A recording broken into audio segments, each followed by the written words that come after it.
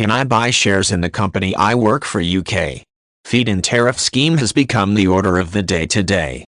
Under this scheme, those trying to generate renewable energy is guaranteed payment for every unit of electricity generated.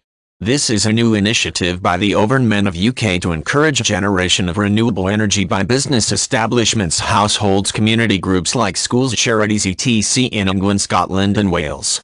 It is also called as the Clean Energy Cashback Scheme and is gaining popularity in Europe. It has both environmental as well as financial benefits.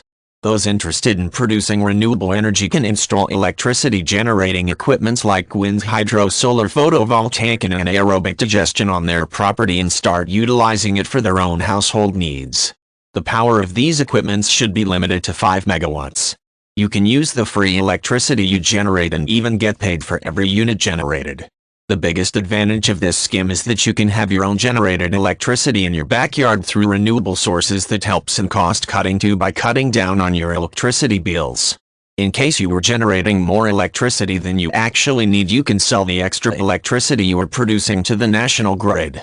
To encourage as many households as possible to join in the scheme, the government plans to pay a higher tariff to people who install solar panels etc. in the first year of the scheme that came into effect from April 1, 2010 until March 31, 2011.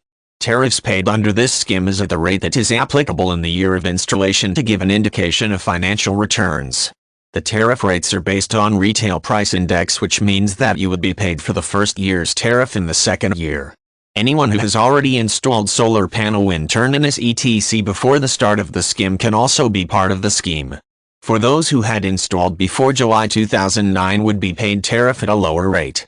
For those generating renewable heat through heat pumps, boilers and air source heat pumps is not covered under the feed-in tariff scheme. However, with effect from April 2011 there would be incentives for renewable heat generation too.